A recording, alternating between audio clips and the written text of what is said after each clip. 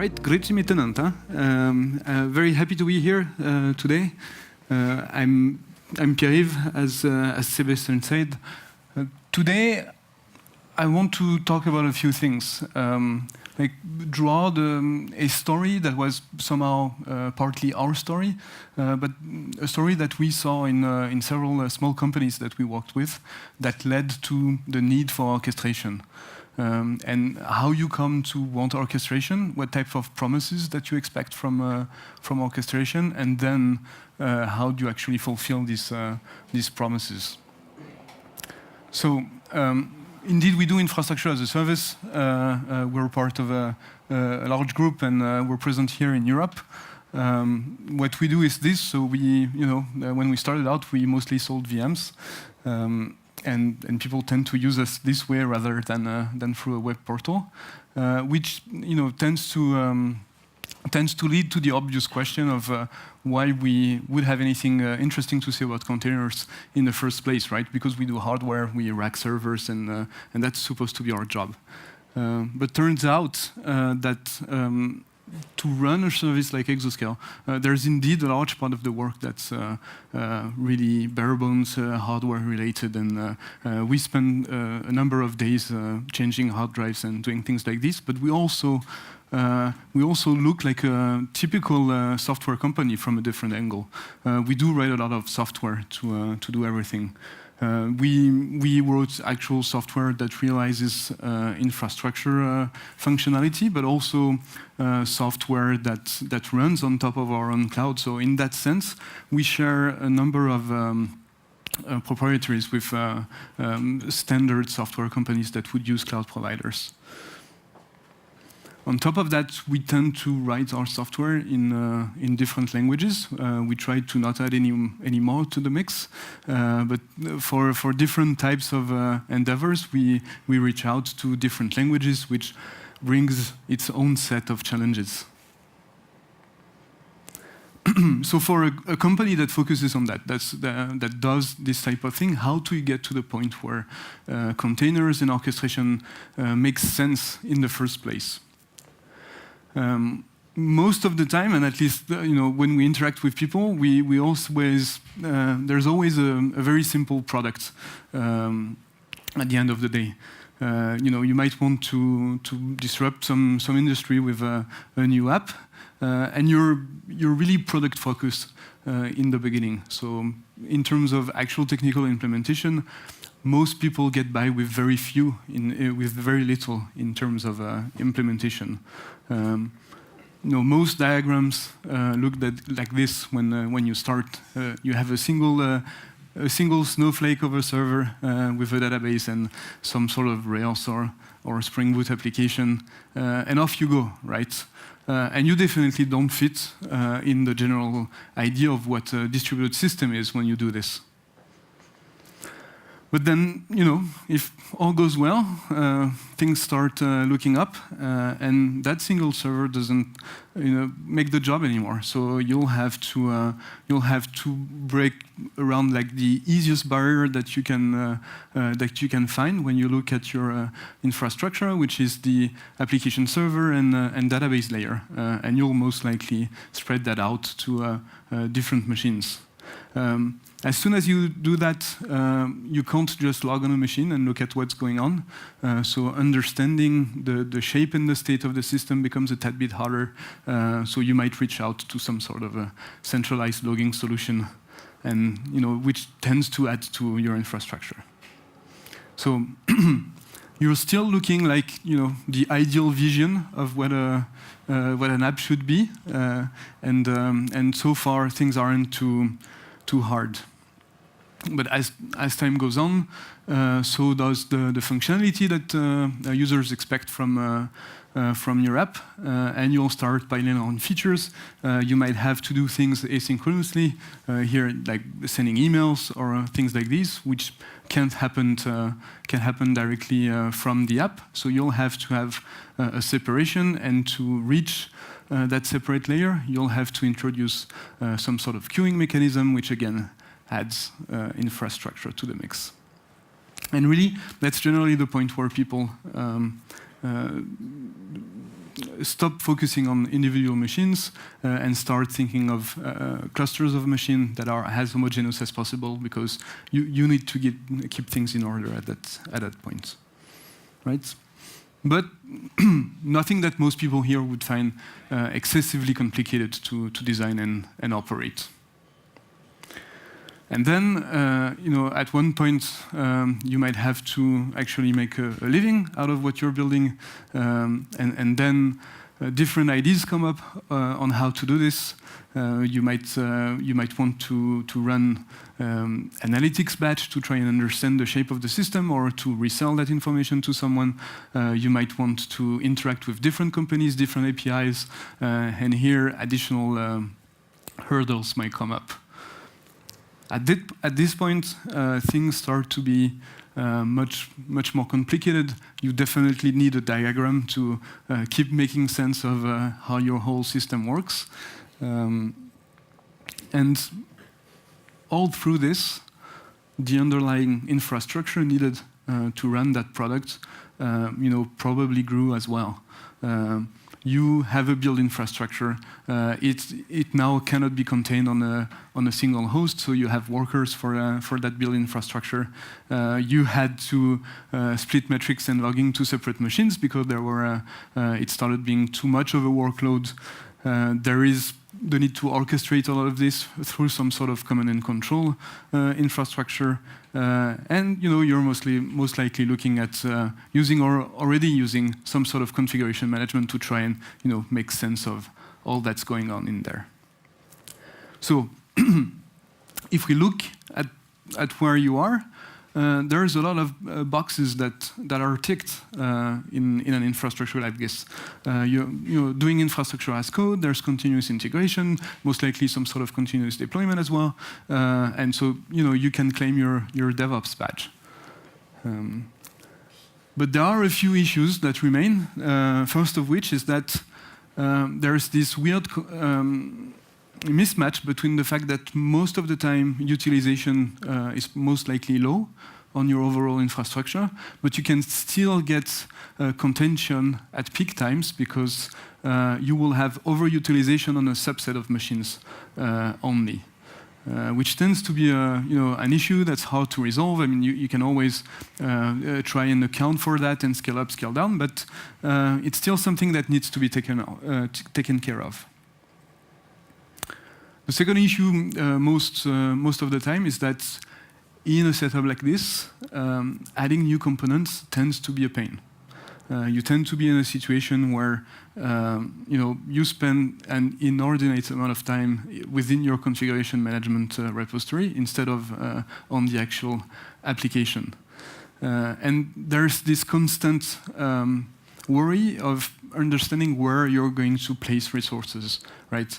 I have a new component to add to the mix. Do I collocate it on some host with other machines, or do I create a new machine class for this? Even more, handling failures. When something breaks, if you went the centralized logging and monitoring way, then you have a lot of elements to know when something breaks. But dealing with that failure becomes harder and harder. You'll have to recreate machines, and you'll probably have to bootstrap new nodes and go with this. So from a service standpoint, there are logical barriers. There are simple classes of machines that along clear boundaries. But what actually would be nice is the ability to have a single pool of resources available, and you might see where I'm coming at, and have the ability to shift the utilization across that single pool of resources. That's actually what you most likely want to strive for. So, the obvious answer, which wasn't that obvious a short while ago, is to look at orchestration for this, and specifically at container orchestration, which adds this additional layer of isolation on workloads. We first, as a company, we first had this need come up a while ago, and we looked at a number of ideas in the field. I think today the general thing is that there aren't a lot of questions around which orchestrator to choose anymore. Not to say that there is only one, but traction matters in a sense, and getting behind the orchestrator with the most traction seems like a logical thing to do. We were very sad that the one with the most traction wasn't Mesos, but Betamax doesn't always win. So in terms of promises that are put forward by Kubernetes, of course, there's the optimization of utilization thing. There's a huge win for the autonomy of development teams, which is reducing the pain of adding a new component to the mix, adding a new service to your infrastructure, getting some sort of viable command and control for free sounds nice, and it also allows you with separate, with a nice breakdown of the types of things that you want to put in your infrastructure. It does give you a way to preserve this service-oriented approach where you can have clear boundaries between your components. When you looked at it, there were also additional promises we were interested in. First of all, having a good substrate for creating resources on demand, right? Because that's something that we have to do, but that a number of companies building small products also have to do now. And having a way to express a logical type of resource and having a controller pick that up and actually implement the resource is something that sounded very appealing to us.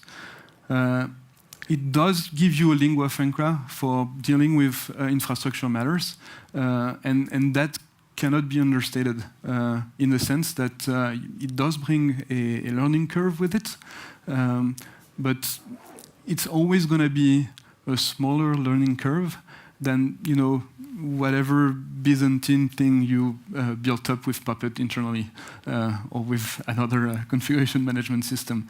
In a way that when someone steps in your company, understanding what it means to bring a new service online usually tends to involve writing YAML in a dozen different places. There might be some tribal knowledge around where exactly that happens and where you allocate an IP. Kubernetes giving you a common language to express that is clearly something we saw as a win. And I mean, we had this specific thing of since we as a company are expected to provide container orchestration, we definitely couldn't be doing that if we didn't use it ourselves. So that's also why we went to Kubernetes. So that's it, right? We install Kubernetes and we're good to go. Turns out a few things remained, and faced with that choice and having built, we started out before Docker existed, before Terraform existed, certainly before Kubernetes existed. Sometimes it feels like it was before TV existed.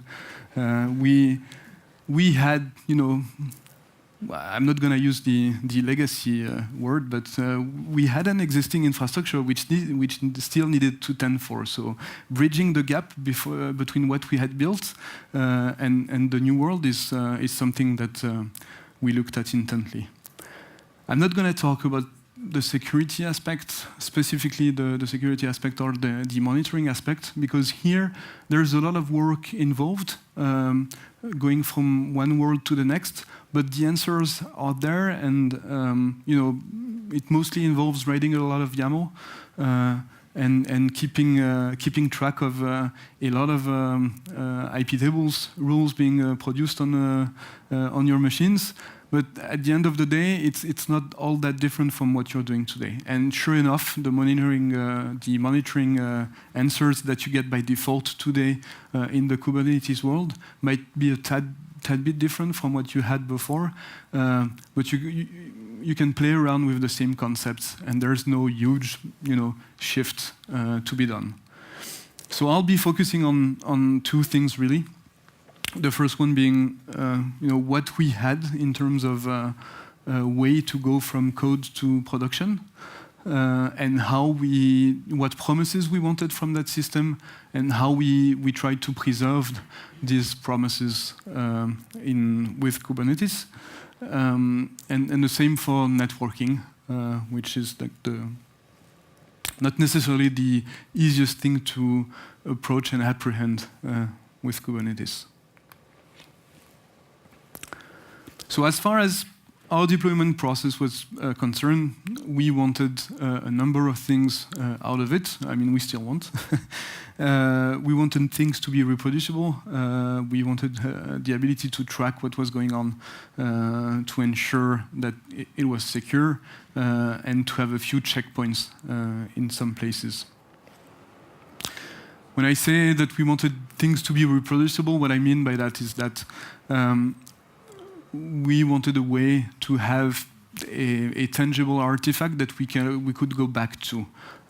We wanted that ability allows you to make wide changes very easily, and to ensure that you always have the same artifact. That what you built for staging is the same thing that you'll have in production. Same for labs or testing. That's and figuring out how to have things being identical in the past world was a bit more complex than with containers. We want things to be traceable, so the ability to link an actual artifact to where it came from in terms of actual source code, to be able to look at how the build worked, and when that originated. Most of all, as a company that has to deal with multi-tenant workloads, obviously we wouldn't be fans of pulling stuff from the internet to run on production machines. So having a way to deliver artifacts in a secure fashion is something that was very important to us. And we like the idea of continuous deployment, and we actually use continuous deployment. We tend to think of it as really nice up until the point where you reach production, where here we tend to still want to have a small, as seamless as possible, but a small checkpoints to ensure that we know that something's going to production this minute. That doesn't mean like that we have like that we have maintenance windows or release windows, but rather that we still need someone to click OK. Let's send that to production now. So before Kubernetes, this is what this looked like. When you would push code to GitHub, things would be picked up by Jenkins, which eventually produced an artifact. That artifact would be by then a Debian package, then uploaded to several repositories, depending on the build type, and then command and control for production would pick up the intention to deploy, which would be acknowledged by the correct subset of machines. And then this correct subset of machines would ensure that you get what you expect and some sort of reporting. Turns out, after Kubernetes, things look somewhat similar. We could have gone further, but to bridge the two worlds and to share some common tooling, to not like have the production team work with a dozen different tools. We kept a few pieces, but things still go through Jenkins, which produces obviously container images that are uploaded to a registry instead of Debian package repositories. And then what command and control does is that it installs the new manifests or update or patches manifest to staging or production. And for production, we still go through command and control to do that. So in terms of promises, here we definitely were able to keep most of the promises we had. Some of them we got for really cheap. Reproducibility, for instance, in the container world, obviously is much easier to attain with operating system packages. Security, the security story is fine in terms of Docker registries. In some respects, it might not be as elaborate as what existed in the OS package world, but still, for the needs we have, it involves a bit more tinkering. But it definitely gets us where we want to be. Checkpoints here, I mean, you have to choose which deployment strategy you want to go through, but still things work. And as far as traceability is concerned, we're in the same position. A few things to note. So definitely, the building got much easier, gives more autonomy to teams, which is also something that you have to deal with to not end up with widely different artifacts. So ensuring that there is some sense around which base images you use, how much you add on when you bring in new languages and everything is also something we had to deal with. One maybe of the biggest drawbacks we had with this is that with operating system packages we were able to enforce promotion from test to staging to production, and with a very clear workflow. With registries, it's a bit harder to get into that state. So right now, as we speak, we rely more on conventions around tagging to mean what we want to mean in terms of which workload goes where. But it's a bit different. Oh, there's a typo there, but one of the largest wins, as far as we were concerned, was reducing the gap between configuration management and packaging, having the ability to collocate the description of the system that you're building within the code repository is something that definitely was a large plus for us. Having this split between services that you might want to consume from your application, config maps, separating secrets and config maps, and bridging some small pivots with environment variables, got us to a place where the configuration management workload essentially disappeared for a large number of components, which is quite enjoyable. Yeah, we did not buy a lot of things in terms of actual tooling.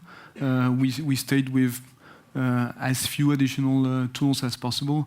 Helm was a bit concerning to us in terms of its security approach. So we're only using Customize, which doesn't buy you much. It's very similar to CF Engine for people who've used it in the past, but in what it can do. But it does the job for us. As far as on-demand resources, which was a huge promise in Kubernetes for us, the concept of custom resource definitions is very seducing. Turns out that when actually faced with it, the fact that everything goes to a store that does not deal well with high cardinality, which etcd is, and doesn't give you much in terms of query capacity, ended up being a bit of an issue for us. So we do use CRDs here and there, but most of how we express resources remains in our in-house orchestration functionality. In terms of security, just a quick word here, like role-based access controls and policies and network policies gets you very far. They can be somewhat tedious to work with, to get a hold of, and the after-the-fact enforcement can sometimes bite you. We had a few issues with that. One of the largest things we were not entirely happy with right now is the certificate management of clusters themselves, but that's an ongoing topic for us. So hopefully we'll get to a better situation. Going forward, and to stop on the deployment process thing, one of our immediate objectives is to go back from convention to enforcement of what artifact can be published to what environment, and coding some of the past practices that have emerged in actual workflows to get to a GitOps-like situation in a sense. But let's say we went from base principles and stacked back up. That's it for deployment process. For networking, we didn't want much out of networking. We wanted to keep the type of networking we had before, providing security, preventing any type of impersonation of traffic on the whole fabric, and keeping things scalable, which matters a lot to us and to customers as well. So before Kubernetes, the base functionality, the first one we ever went out with was a public IP per VM, and then you get security groups, and that's it. That's all you get. You have 25 gig to the hypervisor, 10 gig on the VM, and that's it. You can do whatever we want. So basically something very, very boring, very solid, gets you very far in terms of scalability. Kubernetes acting as another layer of, containers rather than Kubernetes really, acting as another layer of indirection to your host, obviously complicates that picture. You have to find a way to direct traffic to and from containers which participate in the same service. To do that, all the implementations rely on some sort of way to route and filter traffic, so to expose subnets from the IPs. With our approach of exposing public IPs first, that's a bit complex. We do have a private network fabric as well that can be used, but obviously it complicates things a little bit. And by default, the way Kubernetes does things tends to use naive tricks of doing source netting and direct netting, which over time, when the number of rules grow, can hinder the type of performance, throughput, and latency you can get out of your system. So definitely things aren't as simple and easy as they were before in that sense. And the picture only complicates when you want to reach inside the cluster, which obviously you might want to do, right? So by default, the node port approach for services by default tends to be tends to hinder scalability because there's a lot of source netting involved. You also lose source information on the destination containers, which in many respects, for instance, if you run something that's exposed outside on the web, might not be something that you can get away with. So there needs to be a way to go do away with this, and the performance implication is a bit too high. On our side, like under the covers, most of what we do is completely layer 3 based. So we advertise IP space from the hypervisors on an internal BGP fabric. And here, bridging that world with the Kubernetes world proved to be a bit of a challenge and kept us busy for a while. We also, on top of that, have a private network fabric that's also advertised through BGP. But we do have the best possible performance still remains on the public interface because absolutely no encapsulation is done there. So here, altogether, security wasn't a concern. We managed to remain scalable. What we did was to focus on keeping BGP inside the cluster and meshing that with our BGP fabric as well to avoid additional encapsulation. Where really we we had to do a bit more digging, was for how to get traffic inside the actual cluster. And here, there's a bit of additional development that was needed from our side.